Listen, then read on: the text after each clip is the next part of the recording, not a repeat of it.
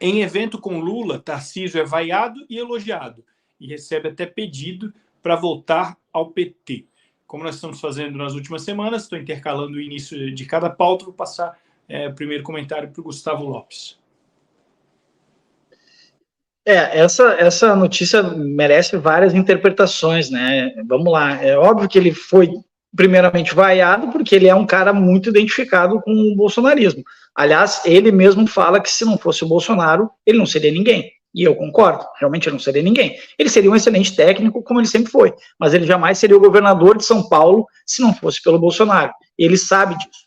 Aí tem um outro lado, que as pessoas falam, volta para o PT. Ele nunca foi do PT, mas sim, ele trabalhou nos governos petistas, porque ele era um servidor de carreira, e um cara que é servidor de carreira, não interessa quem é o presidente, ele vai estar lá. Então, assim, ele teve cargos de destaque no governo Dilma, teve cargos de destaque no governo Temer, e se tornou o ministro da infraestrutura do governo Bolsonaro, um excelente ministro. Não há quem possa dizer que o Tarcísio não fez um excelente trabalho. O que me incomoda nessa questão, na postura do governador Tarcísio, nesse tipo de situação, é que eu entendo que ele está ali como um ente político, ele precisa estar ali, afinal, ele é o governador do Estado, o presidente da República. Tudo certo, isso sim é democracia, tem que conviver apesar das divergências. O problema é que, às vezes, e acho que é uma crítica comum, falta um posicionamento mais firme do governador Tarcísio em relação a tudo isso que nós estávamos falando na pauta anterior. Ele não se manifesta em relação a isso.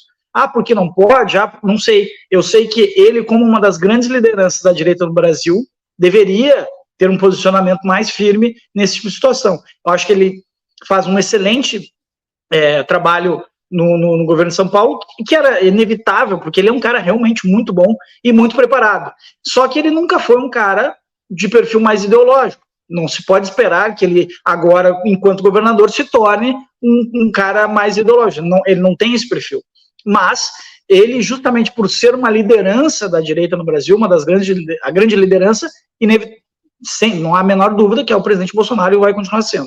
Mas ele é uma das grandes lideranças, quem sabe até, eventualmente, como um candidato em 2026, se o presidente Bolsonaro não puder concorrer, que ainda é a minha esperança. Então ele precisa se manifestar. Eu entendo todas as questões, as circunstâncias que a gente vive hoje num estado de exceção, ele não pode ir muito além de uma certa linha, né, institucional, mas ele precisa se manifestar, sobretudo em situações como essa, ele precisa ter um posicionamento mais firme, e eu acho que, enfim, ficou no muro, que é uma posição cômoda, mas é uma posição que incomoda quem está do lado de cá. Obrigado, Gustavo. Todos nós, de certa forma, estamos um pouco limitados hoje, né? Cada um avalia a sua limitação. Nós, como comunicadores, certamente vocês, pelas limitações das redes sociais de vocês, ou das plataformas nas quais vocês precisam submeter os seus conteúdos, vocês também já tiveram que se autocensurar, né? Determinada coisa eu nem vou falar. Eu dei um exemplo aqui no final da semana passada, que nós recebemos aqui... Qual foi o programa? Acho que foi o Rafael Sanzio que estava aqui e comentou e falou a palavra que não pode ser mencionada, né? A picada, né? Enfim. E foi mencionado o nosso programa, aquele programa especificamente saiu do ar, nós tivemos que passar por um treinamento ideológico, para vocês terem ideia do que acontece hoje, por exemplo, numa plataforma como o YouTube, né?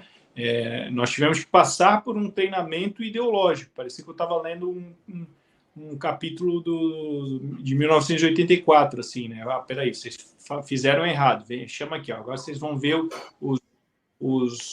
esses slides, entendeu? Diz que sim ou que não. Não, eu vou dizer que não entendi, vou continuar batendo, dando murro em ponta de faca, é óbvio, a gente passa pelo treinamento, tem que dizer, não, ok, entendi, vou ser um bom menino daqui para frente e pensar exatamente como vocês querem que a gente pense. Então, todos nós passamos de alguma forma por essa fase complicada onde a gente tem que se autocensurar, tem que saber, tem que ser estratégico em como se posicionar, porque se posiciona demais na direção de alguma coisa, você pode receber um revés ali na frente e se posicionou agora e vai ficar calado para sempre. Então, realmente, a gente tem que pensar muito bem. Aí surge a questão dos posicionamentos ali, como trouxe o Gustavo Lopes, relacionados ao governador Tarcísio, e eu quero ouvir a opinião do Adam Mamari relacionado a isso. O Tarcísio, na minha opinião, é a prova viva de João 8,32. E conhecereis a verdade, e a verdade vos libertará. Teve um corte que saiu esses dias dele falando no Flow Podcast o seguinte, olha, quando chegam em mim e falam, mas você participou do governo do PT, por que você saiu? E ele responde, justamente por eu ter participado do governo do PT, que eu não sou petista, que eu não sou de esquerda.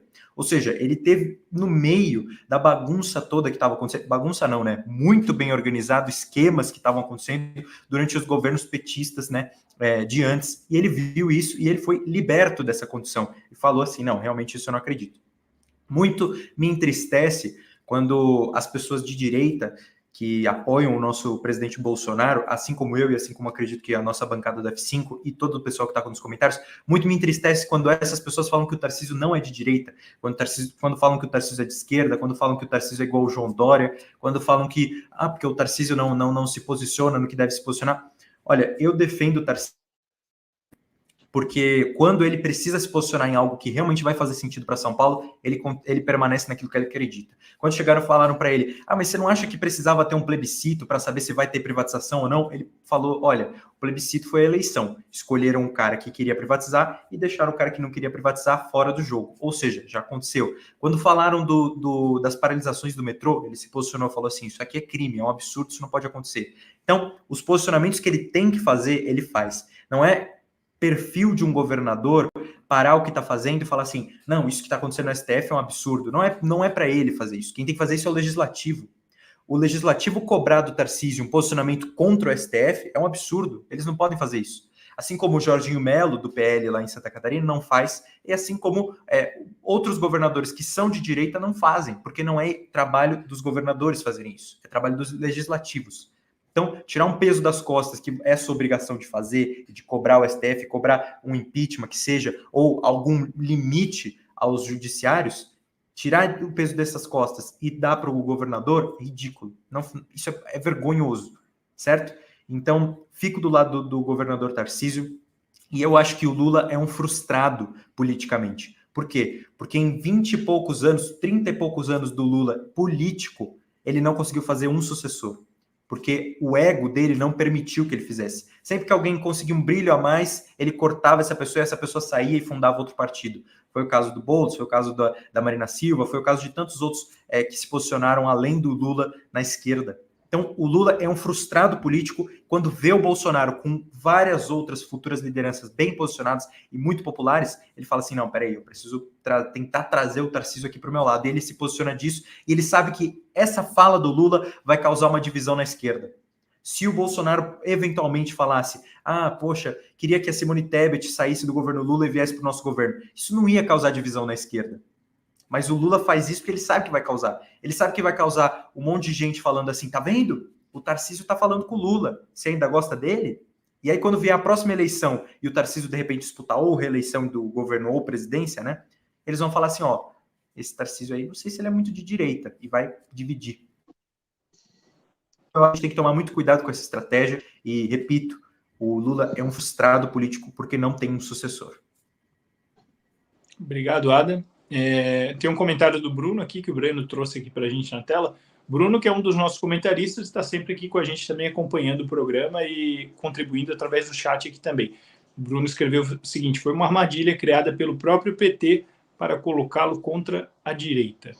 E com isso Deixa eu só colocar uma questão aqui que é o seguinte, o Tarcísio tem que ser cobrado sim, todo mundo tem que ser cobrado. Eu não estou cobrando ele como governador, eu estou cobrando ele como líder da direita. Ele tem que ser cobrado, os parlamentares têm que ser cobrados e eles cobram o STF também, e por isso estão sendo perseguidos. Não, eu não vou passar pano para o Tarcísio. Isso não tem nada a ver com dividir a direita, não tem nada a ver com dividir a direita. A gente tem que cobrar sim justamente porque ele tem o tamanho que tem. Se ele fosse um qualquer, eu não ia cobrar ele.